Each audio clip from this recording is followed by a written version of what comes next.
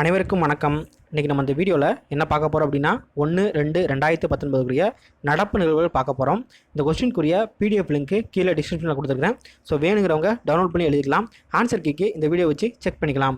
+2 history 15 days study plan டே 5 வந்து கீழே டிஸ்கிரிப்ஷனில் லிங்க் கொடுத்துருக்கேன். ஸோ வேணுங்கிறவங்க ஃபாலோ பண்ணிக்கலாம். இன்றைய நடப்பு நிகழ்வுகள் பார்க்குறதுக்கு முன்னால் நேற்றைய நடப்பு நிகழ்வுகள் ஒரு தடவை ரிவிஷன் பண்ணிடலாம். நாடாளுமன்ற பட்ஜெட் கூட்டத்தொடர் ஜனவரி 31 தொடங்கியது. பிரேம்சந்த் ஃபெல்லோஷிப் விருது 2017க்கு சாந்தன் என்ற இலங்கை தமிழ் எழுத்தாளருக்கு வழங்கப்பட்டது. உப்பு சத்தியாகிரக நினைவு சின்னம் மற்றும் அருங்காட்சியகம் குஜராத் மாநிலத்தில் நவ்சரி மாவட்டத்தில் பிரதமர் நரேந்திர மோடியால் திறந்து வைக்கப்பட்டது.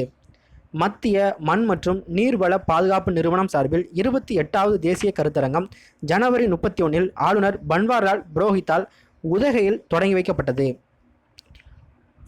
ஸோ அடுத்து வந்து முக்கியமான ஒன்று, ஊழல் நிறைந்த நாடுகளின் பட்டியல் அப்படின்னு சொல்லிட்டு நான் நேற்று வந்து ஒரு கொஸ்டின் வந்து கொடுத்துருந்தேன். அது வந்து ஊழல் இல்லாத நாடுகளின் பட்டியல். ஓகேங்களா, ஊழல் இல்லாத நாடுகளின் பட்டியலில் டென்மார்க் வந்து ஃபர்ஸ்ட் பிளேஸ், நம்ம இந்தியா வந்து 78வது இடம். ஓகேங்களா. யுனெஸ்கோ 2019 ஆண்டை international year of the period table of chemical elements என்று அறிவித்துள்ளது. பார்க் புதிய தலைவராக புனித் கோயிங்கா நியமிக்கப்பட்டுள்ளார். அதாவது பார்க் அப்படின்னா the broadcast audience research council of India. கூட்டுறவு டிஜிட்டல் நாணயம் ஆபர் என்பதை சென்ட்ரல் பேங்க் ஆஃப் ஐக்கிய அரபு எமிரேட்ஸ் மற்றும் சவுதி அரேபியா இணைந்து வெளியிட்டுள்ளது. குழந்தை இறப்பு விகிதத்தை கட்டுப்படுத்த குழந்தை பராமரிப்பு கிட் கொடுக்கும் திட்டத்தை மகாராஷ்டிரா மாநிலம் தொடங்கியுள்ளது. பத்மஸ்ரீ வாங்கிய முதல் திருநங்கை நர்த்தகி நட்ராஜ். ஸோ இன்றைய நடப்பு நிகழ்வுகள் பார்க்கலாம். பிப்ரவரி 1 மத்திய அரசின் இடைக்கால பட்ஜெட் தாக்கல் செய்பவர் யார்? ஸோ பிப்ரவரி 1 மத்திய அரசின் இடைக்கால பட்ஜெட்டை தாக்கல் செய்பவர் யார் அப்படின்னு பார்த்தீங்கன்னா பியூஷ் கோயல். ஸோ பியூஷ் கோயல் தான் இந்த பிப்ரவரி 1 மத்திய அரசோட இடைக்கால பட்ஜெட்டை வந்து தாக்கல் செய்கிறாரு. அம்மா ஆம்புலன்ஸ் திட்டம் தொடங்க உள்ள மாநிலம் எது? ஸோ அம்மா ஆம்புலன்ஸ் திட்டம் தொடங்க உள்ள மாநிலம் எது? தமிழ்நாடு. ஸோ தமிழ்நாட்டில் தான் இந்த அம்மா ஆம்புலன்ஸ் திட்டம் வந்து விரைவில் தொடங்கப்பட உள்ளதா கால்நடை பராமரிப்புத்துறை அமைச்சராக இருக்கிற உடுமலை ராதாகிருஷ்ணன் வந்து தெரிவிச்சிருக்கிறாங்க. எதுக்காக இந்த அம்மா ஆம்புலன்ஸ் திட்டம் அப்படின்னு பார்த்தீங்கன்னா கால்நடைகள் பராமரிப்பிற்காக இந்த அம்மா ஆம்புலன்ஸ் திட்டத்தை வந்து தொடங்குறாங்க. மரம் வளர்த்து பராமரிக்கும் மாணவர்களுக்கு மதிப்பெண் வழங்கும் முறையை தொடங்க உள்ள மாநிலம் எது? ஸோ மரம் வளர்த்து பராமரிக்கும் மாணவர்களுக்கு மதிப்பெண் வழங்கும் முறையை தொடங்க உள்ள மாநிலம் எது? தமிழ்நாடு. ஸோ தமிழ்நாடு தான் இந்த மரம் வளர்த்து பராமரிக்கும் மாணவர்களுக்கு ஒரு பாடத்திற்கு 2 மதிப்பெண் வீதமாக 6 பாடத்திற்கு 12 மதிப்பெண் வந்து வழங்க முடிவு செய்துள்ளதா பள்ளி கல்வித்துறை அமைச்சராக இருக்கிற செங்கோட்டையன் வந்து தெரிவிச்சிருக்கிறாங்க. தமிழகத்தில் உள்ள மொத்த வாக்காளர்களின் எண்ணிக்கை எவ்வளவு? ஸோ தமிழகத்தில் உள்ள மொத்த வாக்காளர்களின் எண்ணிக்கை எவ்வளவு? 5.91 கோடி. ஸோ தமிழகத்தில் உள்ள மொத்த வாக்காளர்கள் எண்ணிக்கை 5.91 கோடி. ஓகேங்களா. இதே மாதிரி அதிக வாக்காளர்கள் கொண்ட தொகுதி எது அப்படின்னா காஞ்சிபுரத்தில் இருக்கிற சோழிங்கநல்லூர் தொகுதி தான் அதிக வாக்காளர்கள் கொண்ட தொகுதி. அதாவது 6,18,985 வாக்காளர்கள் வந்து அந்த தொகுதியில் இருக்கிறாங்க. அதே மாதிரி குறைந்த வாக்காளர்கள் கொண்ட தொகுதி எது அப்படின்னு பார்த்தீங்கன்னா துறைமுகம். சென்னை மாவட்டத்தில் உள்ள துறைமுகம் தான் குறைந்த வாக்காளர்கள் கொண்ட தொகுதி. 1,66,515 வாக்காளர்கள் கொண்ட தொகுதி தான் இந்த துறைமுகம் அப்படி சொல்லலாம். இந்த அறிவிப்பு வந்து தமிழக தலைமை தேர்தல் அதிகாரியாக இருக்கிற சத்யபிரதா சாஹூ வந்து வெளியிட்டிருக்கிறாங்க. இந்தியாவின் பொருளாதார வளர்ச்சி நிதி ஆண்டில் எவ்வளவு இருக்கும் என்று மத்திய புள்ளியியல் அலுவலகம் அறிவித்துள்ளது. ஸோ இந்தியாவின் பொருளாதார வளர்ச்சி நிதி ஆண்டில் நடப்பு நிதி ஆண்டில் எவ்வளவு இருக்கும் என்று மத்திய புள்ளியியல் அலுவலகம் அறிவித்துள்ளது. 7.2. ஸோ 7.2% இந்த நடப்பு நிதியாண்டில் இந்தியாவின் பொருளாதார வளர்ச்சி வந்து இருக்கும் அப்படின்னு சொல்லிட்டு மத்திய புள்ளியியல் அலுவலகம் வந்து அறிவிச்சிருக்காங்க. நாள் தவறாமல் ஃபேஸ்புக் பயன்படுத்துவதில் எந்த நாடு முதலிடம் வகிக்கிறது? ஸோ நாள் தவறாமல் ஃபேஸ்புக் பயன்படுத்துவதில் எந்த நாடு முதலிடம் வகிக்கிறது? ஸோ இந்திய மக்கள் தான் நாள் தவறாமல் ஃபேஸ்புக் பயன்படுத்துவதில் முதலிடம் வகிக்கிறாங்க அப்படின்னு சொல்லிட்டு அந்த ஃபேஸ்புக் நிறுவனமே வந்து சொல்லியிருக்கிறாங்க. இந்திய கடற்படைக்கு புதியதாக எத்தனை நீர்மூழ்கி கப்பல்கள் கட்டுவதற்காக பாதுகாப்புத்துறை அமைச்சகம் ஒப்புதல் அளித்துள்ளது? ஸோ இந்திய கடற்படைக்கு புதியதாக எத்தனை நீர்மூழ்கி கப்பல்கள் கட்டுவதற்காக பாதுகாப்புத்துறை அமைச்சகம் ஒப்புதல் அளித்துள்ளது? 6.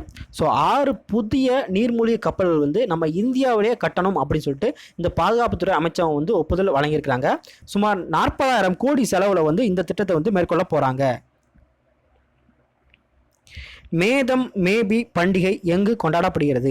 ஸோ மேதம் மேபி பண்டிகை எங்கு கொண்டாடப்படுகிறது? அசாம். அசாம் மாநிலத்தில் தான் இந்த மேதம் மேபி அப்படிங்கிற பண்டிகை வந்து கொண்டாடப்படுகிறது. மாலத்தீவுக்கான புதிய இந்திய தூதராக நியமிக்கப்பட்டுள்ளவர் யார்? ஸோ மாலத்தீவுக்கான புதிய இந்திய தூதராக நியமிக்கப்பட்டுள்ளவர் யார்? சஞ்சய் சுதீர். சஞ்சய் சுதீர் அல்லது சுஞ்சய் சுதீர் அப்படின்னு கூட சொல்லலாம். ஓகேங்களா? மாலத்தீவுக்கான புதிய இந்திய தூதராக நியமிக்கப்பட்டிருக்கிறாங்க. மாலத்தீவோட அதிபர் யாரு அப்படின்னா முகமது சோலி. HSFC எங்கு அமைந்துள்ளது? ஸோ HSFC எங்கு அமைந்துள்ளது அப்படின்னு பார்த்தீங்கன்னா பெங்களூர். ஸோ பெங்களூரில் இந்த HSFC அமைஞ்சிருக்குது. இந்த HSFC அப்படின்னா என்ன அப்படின்னா human space flight centre. So human space flight centre ISRO வந்து ஆரம்பிச்சிருக்கிறாங்க. எதுக்காக அப்படின்னு பார்த்தீங்கன்னா ககன்யான் திட்டத்துக்காக. ஸோ இந்தியாவோட முதல் மனிதனை விண்ணுக்கு அனுப்பும் திட்டம் தான் ககன்யான் அப்படிங்கிறது. ஸோ இவங்க வந்து இதுக்காக ஹியூமன் ஸ்பேஸ் ஃப்ளைட் சென்டரை வந்து பெங்களூரில் ஓப்பன் பண்ணியிருக்கிறாங்க. ஃபர்ஸ்ட் அன்மேண்டு, ஓகேங்களா, ஃபர்ஸ்ட் அன்மேண்டு திட்டம் தான் டிசம்பர் 2020 வந்து ஃபஸ்ட்டு வந்து அனுப்ப போகிறாங்க. ஓகேங்களா? அதாவது ஆள் இல்லாத விண்கலம் வந்து அனுப்ப போகிறாங்க. அடுத்து வந்து இரண்டாவதாக ஆள் இல்லாத விண்கலம் வந்து ஜூலை 2021 வந்து அனுப்ப போகிறாங்க. அடுத்து ஆளோட, அதாவது மனிதனை விண்ணுக்கு அனுப்பும் திட்டம் வந்து டிசம்பர் 2021 வந்து செயல்படுத்த போகிறாங்க. The department of industrial policy and promotion என்பதன் பெயர் எவ்வாறு மாற்றப்பட உள்ளது? So the department of industrial policy and promotion என்பதன் பெயர் எவ்வாறு பெயர் மாற்றம் செய்யப்பட உள்ளது?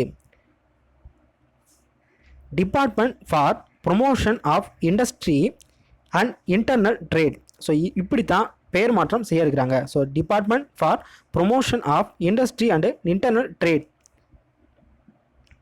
2018க்கான கார்னாட் பரிசு யாருக்கு வழங்கப்பட்டது? ஸோ 2018க்கான கார்னாட் பரிசு யாருக்கு வழங்கப்பட்டது? பியூஷ் கோயல். ஸோ பியூஷ் கோயல் தான் இந்த 2018க்கான கார்னாட் பரிசு வந்து வாங்கியிருக்கிறாங்க. ஸோ ஃப்ரெஞ்ச் சயின்டிஸ்ட் தான் இந்த கார்னாட் அப்படிங்கிறவங்க. ஸோ அவங்களோட பேரில் வந்து இந்த கார்னாட் பரிசு வந்து கொடுக்குறாங்க. ஸோ யாருக்கு இந்த பரிசு வந்து கொடுப்பாங்க அப்படின்னா ஆற்றல் கொள்கையில் முன்னணி புரட்சி யாரெல்லாம் செய்கிறாங்களோ அவங்களுக்கு இந்த கார்னாட் பரிசு வந்து கொடுப்பாங்க. ஸ்மார்ட் வில்லேஜ் காம்பெயின் என்ற திட்டத்தை செயல்படுத்த உள்ள மாநிலம் எது? ஸ்மார்ட் வில்லேஜ் காம்பெயின் என்ற திட்டத்தை செயல்படுத்த உள்ள மாநிலம் எது? பஞ்சாப். ஸோ பஞ்சாப் மாநிலம் தான் இந்த ஸ்மார்ட் வில்லேஜ் காம்பெயின் அப்படிங்கிற ஒரு திட்டத்துக்கு வந்து ஒப்புதல் அளிச்சிருக்கிறாங்க. 385 கோடி வந்து இதுக்காக ஒதுக்கீடு செஞ்சுருக்கிறாங்க. இது வந்து ஒரு ரூரல் டெவலப்மெண்ட் ஸ்கீம் அப்படின்னு சொல்லலாம். பஞ்சாபோட சிஎம் யார் அப்படின்னா அமரேந்தர் சிங் அப்படின்னு சொல்லலாம். ஸோ இதோட இன்றைய நடப்பு நிகழ்வு வந்து முடிஞ்சு. தினசரி திருப்பதில் பேச்சில் நேற்றைய கேள்விகளுக்குரிய பதில்கள் பார்க்கலாம். சர்வதேச கிரிக்கெட் கவுன்சில் சார்பில் ஆண்டின் சிறந்த வீராங்கனை மற்றும் ஒரு நாள் ஆட்டத்தில் சிறந்த வீராங்கனை என இரட்டை விருது வென்ற வீராங்கனை யார்? ஸோ சர்வதேச கிரிக்கெட் கவுன்சில் சார்பில் ஆண்டின் சிறந்த வீராங்கனை மற்றும் ஒரு நாள் ஆட்டத்தில் சிறந்த வீராங்கனை என இரட்டை விருது வென்ற வீராங்கனை யார் அப்படின்னா ஸ்மிருதி மந்தனா, நம்ம இந்தியாக்காரங்க. தமிழகத்தில் பிளாஸ்டிக் தடை எப்போது அமலுக்கு வந்தது? ஸோ தமிழகத்தில் பிளாஸ்டிக் தடை எப்போது அமலுக்கு வந்தது அப்படின்னா ஜனவரி 1, 2019. இன்றைய கேள்விகள். இம்பெக்ஸ் என்ற கூட்டு இராணுவ பயிற்சி இந்தியா மற்றும் எந்த நாட்டுக்கும் இடையே நடைபெற்றது? ஸோ இம்பெக்ஸ் என்ற கூட்டு இராணுவ பயிற்சி இந்தியா மற்றும் எந்த நாட்டுக்கும் இடையே நடைபெற்றது? இரண்டாவது கேள்வி. ஸ்கேட் ஃபார்ம் என்ற திட்டத்தை அறிமுகம் செய்துள்ள மாநிலம் எது? ஸ்கேட் ஃபார்ம் என்ற திட்டத்தை அறிமுகம் செய்துள்ள மாநிலம் எது? அதாவது சஸ்டைனபிள் கேட்ச்மெண்ட் ஃபாரஸ்ட் மேனேஜ்மெண்ட் அப்படிங்கிற திட்டத்தை வந்து அறிமுகம் செய்துள்ள மாநிலம் எது? இந்த 2 கேள்விகளுக்கும் பதில் தெரிச்சு அப்படின்னா கமெண்ட் பண்ணுங்கள். தெரியல பரவாயில்ல, சர்ச் பண்ணி கமெண்ட் பண்ணுங்கள். தேங்க்யூ.